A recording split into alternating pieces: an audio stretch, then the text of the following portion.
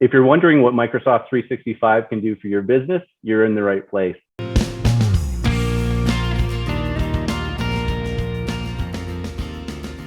Today, I'm talking with Brennan Leslie, Director of Sales and Marketing at Leslie & Associates, about a recent digital transformation they went through. Hey, Brennan, thanks for your time today. Thank you for having me, Mark. Yeah, it's great to chat a little bit about the work we've done over the past year or so. Sure.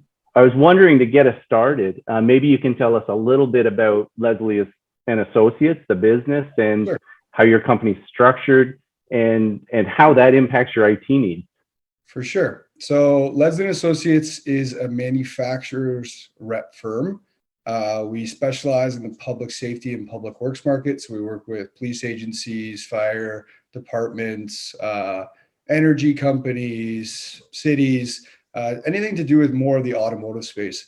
So whether that be lighting and siren controllers with the police department, mobile workstation, with the utilities company or an EMS service.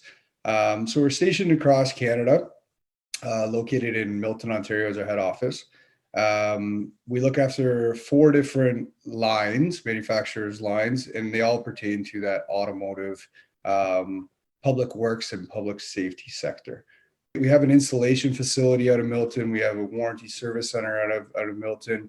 So we have quite a big company across the country, but we specialize in the public works and public safety space. Awesome. That's great. Maybe you can tell us a little bit about how your IT was set up prior to the move to 365 and how it was impacting your day-to-day, right? Because you have, like you said, people across the country. Yeah. So it was confusing and dated, I would say, aging day by day. But it was impacting the company on different levels, right? From an operations standpoint, our server was just a big data hub, not being stored properly. Everybody has their different ways, right, to store files. So there's no script to how to do it, which in turn creates some sort of confusion on finding things. So it was very difficult to, filter through to see where someone had saved something, how they did it. It was like I said, a big library of files at that point. From a territory rep's point of view, so more of the guys across the country, the remote workers, it was a struggle. It was always, the constant complaints about communication, the advantages that our head office had, with our Ontario sales reps compared to the reps out there. And so, it was kind of a disadvantage for them. Like, for instance, if, we were on the road or a sales rep's on the road and they're at a conference or they're at a hotel and they have to connect into remote access, a computer to VPN in, it would vary quite drastically, right? Depending on Wi-Fi connection or how that would be. So that was the struggles that were kind of the first things that brought us towards you guys on a day-to-day level. Awesome. Now, you identified Microsoft 365 as a potential platform. What were you hoping to get out of that? And I say that because I think you ended up getting a lot out of it. But just on that initial thought, what were you looking for? We were looking for something that could be accessed, a central location that could be accessed anywhere at any time. And it sounds like the driver was really to try to level the playing field for all the employees, so everybody had a similar access. Yeah, the constant thing we always hear is communication is tough, right? Especially when you're in different time zones across Canada. And if you're not able to communicate, have the exact same resources that someone at a head office level would have. So that's what we were looking for, and we've achieved it now, but it was to get rid of that disadvantage. Yeah, great. So as part of the project that we went forward with, HLB led you through a development of an information structure and how to think about your information and how to communicate it around it differently, even before we got into the technology itself. I'd be curious to hear your thoughts on that process and the value of that process and how it kind of trickled through to the technology. Yeah, the process at first, and I won't lie about this, was a little stressful, to be Mm, honest, right? It's mm, as a business owner, you sometimes find it hard to step back and criticize your company a little bit, mm, and realize what situation you're in, the good or the bad, right? mm, You have multiple day-to-day tasks that you are associated to yourself, but you don't really think of them outside of that, right? You don't think of right. it, what's going wrong with the company. Um, so at the beginning, it was kind of stressful because it was, how do we branch off the company, right? With your guidance, which has been great, by the way, and how do we break off into teams, right? This Mm, whole teams atmosphere. Um, so it was a little bit of a wake up call, right? To get to mm, that and to realize, okay, we are in this position now. We now have to create this whole different infrastructure, to create this teams base. But how are we going to do it? Guidance from you guys was great. Patience, the time we had to do it, was awesome. And I wouldn't change it for the world now. But at the very beginning, it was a little stressful. And that's becoming, a business owner looking at your company and saying, wow, okay, there is quite a bit wrong here, right? And right. especially evolving through the pandemic space. We were Yeah. not set up to remotely work. We could, but to work from home for, extended periods of time, which we've seen over the pandemic, we were not set up that way. People are surprised by that when they think we're tackling a technical project, an IT project, which we are. But in order to get there, we need to get into the weeds on some of that structure and, what does the organization look like, and how are we going to communicate and get in, like I said, sort some things out there. So um, it was great working with you, and really, you being open to that process, because I think it creates, in the end, it's what helps create the system that you need. Um, so we went forward with Microsoft 365. We got files and email in there. Teams is the front end. So on a daily basis, people are able to communicate and share files through Teams. Business voice, we moved the phone system over to the Teams as well. So phones coming in and out to the outside world are on Teams. And you've been on that for about close to a year now. What's the day look like now, with this all established? It's great, and I think everybody that works at our organization can say the same. Day-to-day operations have greatly improved. So from a headquarters standpoint, our head office here, it's been great, but also on the communication end, that struggle that I was speaking about before, that disadvantage, it's a kind of allowed different time zones, different job positions, to speak to other employees that they may have never been able Mm, to contact with, to collaborate with, right? right. From any aspect of the company, I could have a guy out in Calgary, a guy in, New Brunswick, and then a service technician on my floor, all collaborating at the same time. So that's been the biggest thing, is the collaboration, the communication, and then having everybody on the same playing field for their job position. So it's been Right. great. Yeah. So what are some of the keys to success that you would say then? Because like you said, you had people across the country, probably with different comfort levels with technology, and having used Microsoft technology or not, such as the Teams and SharePoint.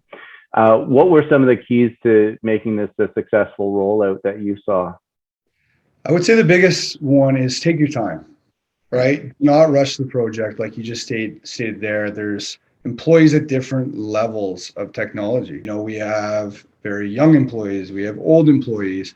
So giving yourself some time to get training down, right? To create that team space, like I talked about before. And that was part of the advice from my perspective, whether whoever's getting into the project, was really taking a step back and looking at the bigger picture, looking at your business and saying, where do we need to improve and why?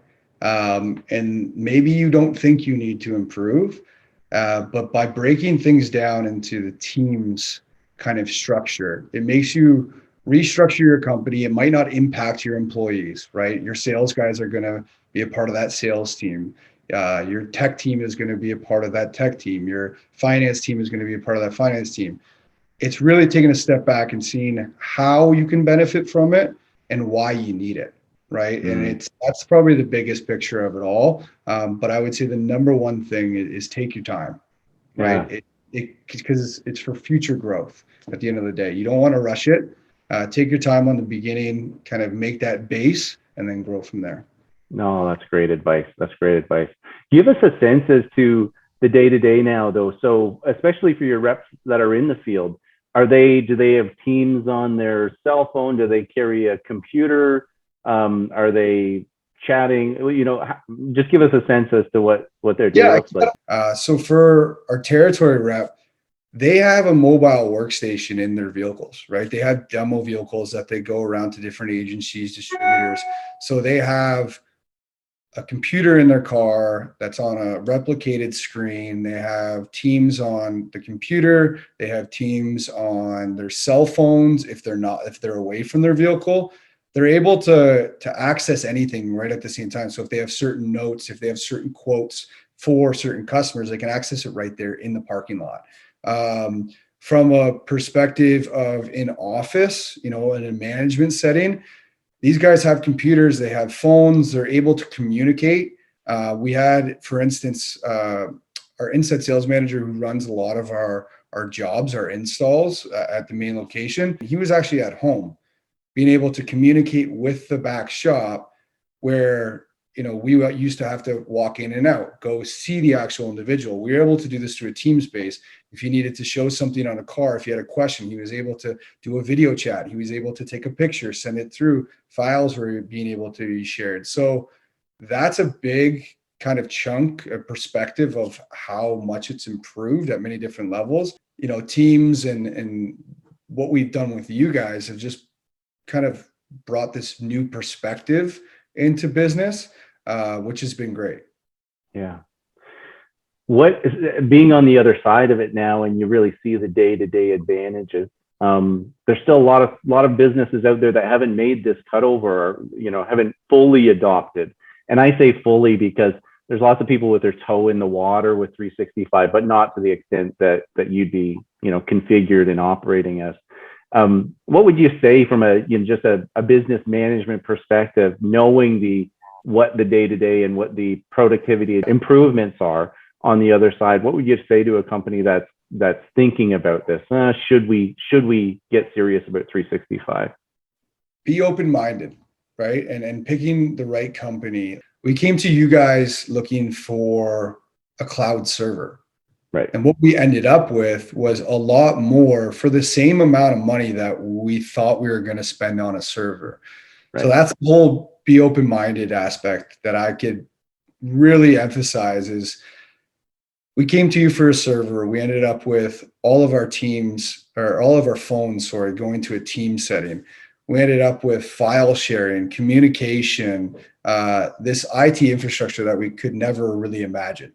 Right. So now we're on this level. Now you're seeing companies just change by the second, right? And I know two of my manufacturers I work with have just recently gone to the Teams platform as well because of how strong it is, how diverse it is, and what you can do in it, and the capability to expand.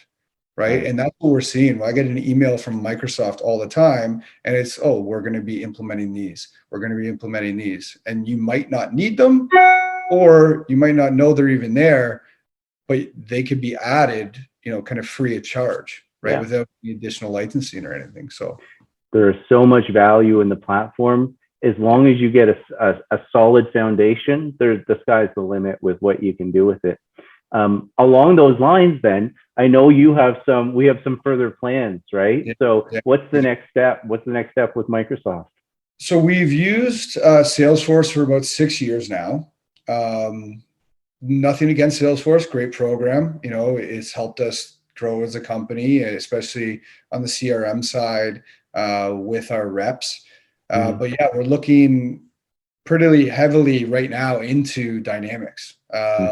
And the reason why is the seamless integration between everything. We're at this point now where a lot of our day-to-day activities run through 365, but Dynamics just takes it to another level, right? It's improving that customer relation management that we really want. So we're super excited about it, moving forward, looking forward to it, and just can't wait to see it all integrate together. Yeah, the power of the integration is so strong, and the fact that you have the solid foundation with the 365 and then layering on the dynamics, it's a truly modern, workspace, and you're giving your employees all the tools they need. And the nice thing is we know it's going to be updated over time, right, by Microsoft. So like you said, It's only going to get stronger. The platform's only going to get stronger. So it's like you said, dipping your toes in. If someone's scared to dip their toes in, completely understand it. I was in the same boat, right? I was sitting there, but after you take that step back and maybe money's an issue or whatever, just think about the future and where your company can evolve to, and not having to catch up later on. And it's going to make you a stronger platform at the end of the day. And it's going to help each employee in their job, right? As I stated before, at all those different levels, my territory reps, this is now a platform to assist them and help them with their job. At a management level, it's to assist them and help them. And at our service tech level, it's providing this paperless library, extensive knowledge for these guys to have in their hands at all times. So my advice is, like I said, be open-minded, kind of get in there, research it a little bit, find yourself a company like yourselves, and the sky's the limit after that. I can't thank you guys enough. The way you have done business with us, I think anybody can benefit from. It's the way of like understanding a customer base. And we've always done that way, like that. We're a consultant at the end of the day, right? And I'm sure you guys are very much the same. And that's a lot of companies struggle getting to know the customer, right? And I feel like that's one of your guys' strong suits, like if not the best, because that just makes it so much easier to transition in, not making everything a template, but being like, oh, we understand you. We know exactly what it's like. Awesome. Well, HLB, I know our entire team has enjoyed working with your team. Like you said, you have been open-minded and let us provide some guidance and stretch your thinking a little bit, but the outcome, I think, has been a great success. So I appreciate you taking the time to tell us a little bit about the experience and share your insights. It's been great, Brennan. Yeah, I appreciate you guys as well. It's been great, and looking forward to moving over to Dynamics. Awesome. Thanks so much for your time today. Thanks, Mark.